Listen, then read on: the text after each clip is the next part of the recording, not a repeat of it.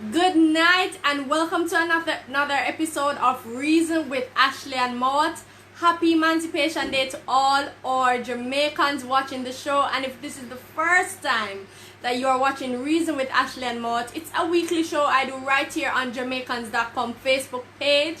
And the reason I do it, we have so many things that happen in Jamaica every week or happen to Jamaicans every week that we really need to be discussing. So it's a show, interactive discussion show, where we talk about things that are happening right here in Jamaica, or events, incidents happening right here in Jamaica, and we allow you to share your perspective. My name is Ashleigh-Ann and I'm a journalist. I'm a journalist for 6 years now, and I've been broadcasting and contributing to Jamaicans.com for at least 2.5 years, right? Look here, if you hear a little baby in the background, that is beautiful, almost 7-month-old Makeda, right? She's my daughter, and of course she's not missing out of this.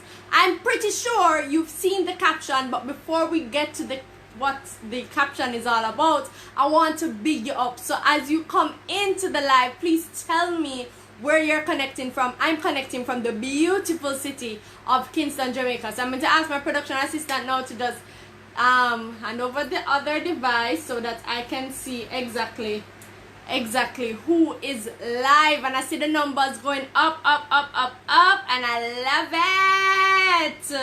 Enough things we have to talk about tonight, you understand? And I want you to share your honest views. Let me just say that my views may not necessarily be your views, but guess what? We can still share. You can still reason with me. Want to big up Tess in the building. She said, and Jadu says, Happy Emancipation Day. Tess is here from Canada. Thank you so much, Tess. That's my sister. Of course, I want to big up Jadus and wish him as well Happy Emancipation Day. So, of course, we are going to talk about what is in the caption, and that is talking about what else should be banned from schools, since we are banning things from schools. Like, honestly, this conversation is about September morning, because honestly, I think with everything that is being put in place for the reopening of schools and other educational institutions, you're putting children, Jamaican children, on edge. I honestly believe, I know for some situations as it relates to safety precautions coming out of the COVID-19 pandemic, I understand where the reasoning and the rationale is justified, but for somebody something them questionable. But we're gonna get to that. The first thing that I'd like to address though, recently, and when I say recently, just this week, we've seen where one university in Jamaica, the University of the West Indies, Mona, has decided to increase the tuition fees of several faculties. So I'm particularly speaking about the Faculty of Law, the Faculty of Medical Sciences, and the Faculty of Engineering. So basically, this is the reasoning for the increase in tuition fees. The university, although they had promised students that they will not increase tuition fee this year, considering everybody broke because of COVID, they have decided to, and hear me now, utilize a new exchange rate to currency exchange to calculate the tuition fees for specific faculties. I told you law, medicine, and engineering.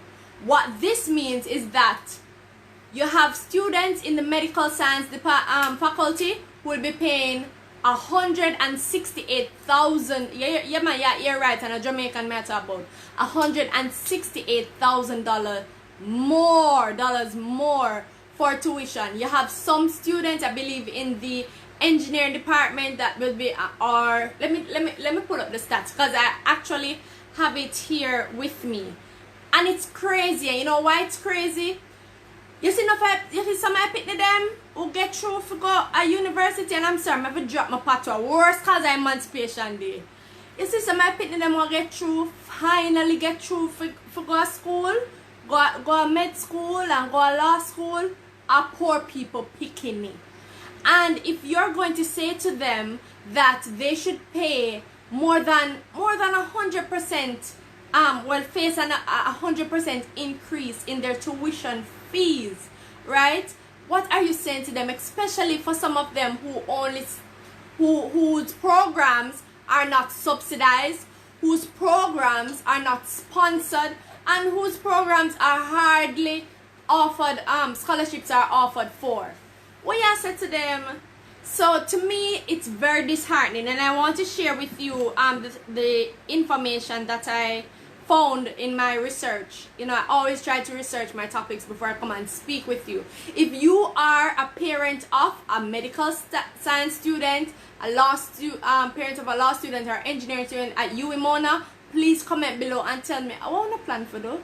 Because to me, I have seen where some students have decided to take a year or two off. We understand COVID will bring with it, the pandemic I should say, will bring with it a lot of changes. So many changes to our normal. They call it the new normal. But good day, if I want to change everything that we're used to, what are we? And we're not changing. The price of our salaries aren't increasing, right? We are not seeing a decrease in nothing else but everything increasing. What do you leave us to do? So it's very disheartening. It's very disheartening that so many students are on edge because of tuition fees. You understand? And when I say so many students, you would be surprised how many students are enrolled to the Faculty of Law, Med-Sci, right? And when I say Med-Sci, you have to consider the MBBS program. You have to consider pharmacy students. You have to consider, I think, dentistry, right? And you also have to consider like pre-med and those other areas. So it's a whole faculty and a number of students. I want to share with you what I have found online. So basically, the university has increased its exchange rate from, it was 135 Jamaican to 1 US. It's now 141. So that is the reasoning for the increase in tuition fee. So if the exchange rate didn't change, you would probably be paying that, but because the exchange rate, that's why you're paying more. Like, that's crap. That is crap to me. Why is it that you couldn't commit to taking a pay cut so that our nation children who will one day become your doctor, your lawyer, you understand, the person who is set in place to do whatever engineering project you have to do, will realize that future, why you can't make that exception. And I want to read some of your comments. If you're just joining me, I'm Ashleigh-Ann Mowatt, and this is the reason with Ashleigh-Ann. We have a whole heap of something to talk about. My life, all the numbers them are jump. I love it, right? We are talking about school, and just in the context of right now, in the context of so many university students, especially those who are enrolled in the faculties of law, engineering, and medical sciences at the University of the West Indies, how on edge they are, right? I want to share some of your comments. Hi Zizi. Zizi said, good evening Ash, love that beautiful red dress. So it's not a dress, it's actually a top, and I want to send you over to my designer, Ashleigh-Ann. She's on Facebook and on Instagram. You need to check her out because I know it's lovely. You need to check it out. Lorraine says, that's so messed up. Exactly. Tess says, this is so short-sighted as well because this will force students to migrate, hence brain drain. Boy, I don't know if them go migrate now, because right now, if the university, right, the University of the West Indies, a local university, is charging so much for these specific field of study, you can imagine overseas. You can imagine in the US, can imagine in the UK. Like, I understand there are scholarships, but not everybody gets through to scholarships. So I really would hope that the university is not too late to reconsider or set up some mechanism so that our children are not disadvantaged. Okay, I'm not sticking on this for long now because I'm telling us I'm going to get to the caption, you know. We're going to talk about what else needs to be banned in schools, and the reason I brought this forward for a conversation today is because just yesterday meaning Friday, right? I know some of you, based on where you are, it's probably Sunday already, but we're talking about Friday, July 31, the day before Jamaica celebrates Emancipation Day. We learn that the Supreme Court ruled in favor of a school withdrawing their services or banning a 5-year-old, right, from attending classes because she wears dreadlocks. And the argument that was presented in court was that it was based on the reason the 5-year-old was asked. Well, the 5-year-old parents, they can't tell the pitney, you cannot, she's too young to consent to that.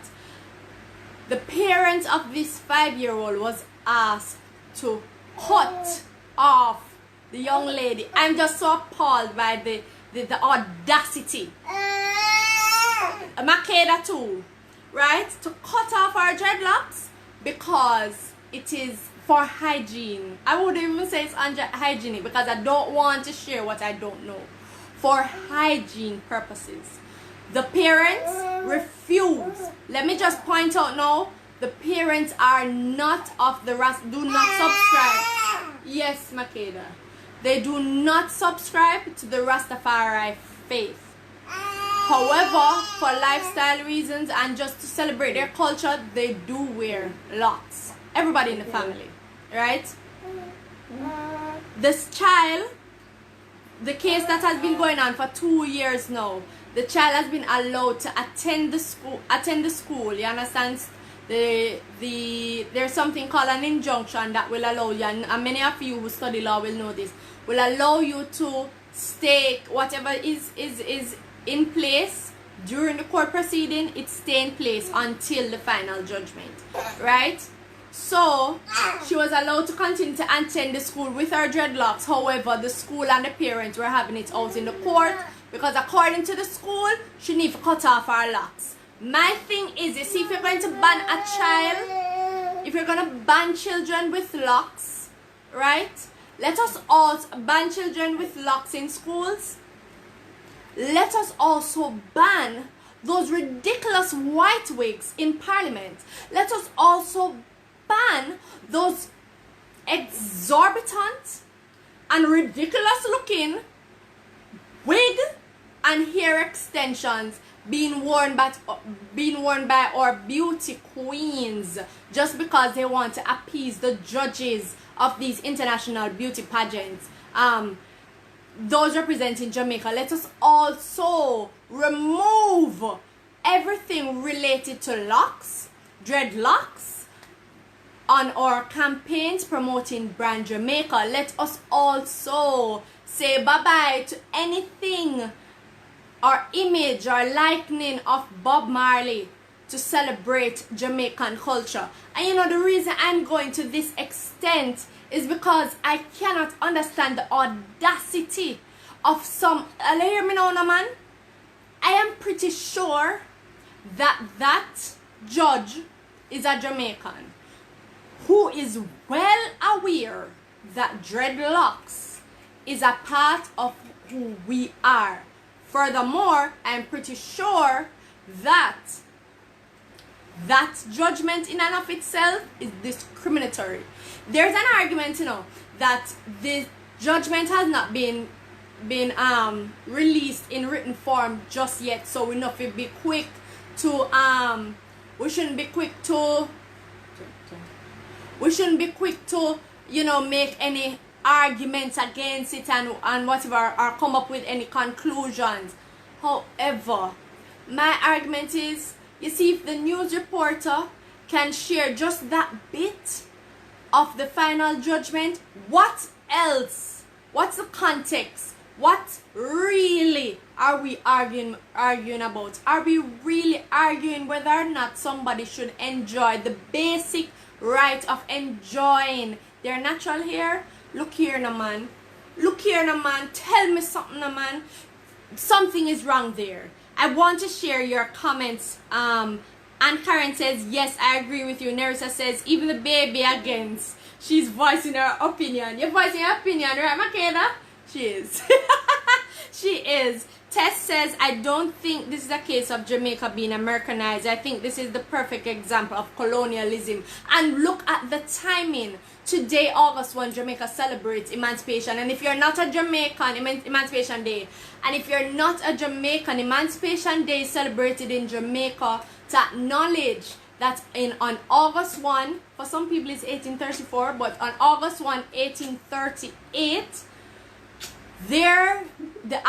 slavery, as we know it, plantation slavery was fully abolished across the English Caribbean. You understand? It was fully abolished. 1838. They had 1834. We had a partial abolition of it because we did have the apprenticeship program. We still had some people under some form of subjection. However, 1838 was when it completely done. Look here, me a history student. Me can't tell you about it. Look here.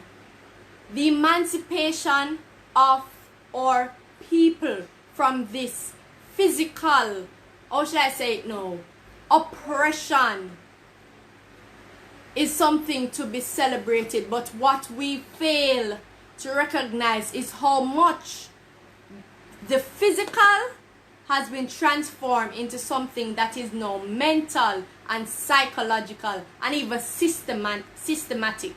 The chains are no longer on our feet, you understand, but they are in our minds. And what is so sad is that our policymakers, our leaders in the legislative arm of the government, right, or should I say no, or enforcers of the law, they too face the same kind of embrace, not even say face, them face it. They embrace this oppressive system against what we consider our true heritage. It's sad. It's sad. You are telling me that this 5-year-old, you know, innocently is being identified and subjected to discrimination because our ear, you're out to order. I see somebody on social media say September morning, every picnic in Jamaica supposed to put on them bantu knots, cornrow, everything to represent our heritage and go to school because them can ban one but they can't ban all. And I want to hear your thoughts on this. I think it's high time that we address some of these, what should I say, rubbish, right? Keisha says, Keisha, I missed your comment, but I'm going to get back to it. Jero says the Jamaican government only care about filling their pockets. If students are migrating, don't come to England. They don't like black people in universities and getting into high-powered jobs. Wow. Wow, that's powerful, Jero. That I did not know that. Yvonne says most people who dread their hair maintain better hygiene than non-dreadlocks. See, I don't know how dreadlocks have anything to do with hygiene, because me know people with quote-unquote straight hair who never see soap and water. Okay, let's move along. ZZ says the Crown Act was passed in the USA. You can't discriminate against someone based on their hairdo. You see, I want to see the written judgment in a ZZ because I really want to get into it. I would love to share. I don't mind doing a part 2 on this. We have to move past our colonial history because it is that, right? There's no way we're going to deny it. It is, and we're still feeling remnants of it, but for how long? And why are we trying to pass it on to the next generation? Come now, man. Come now, man.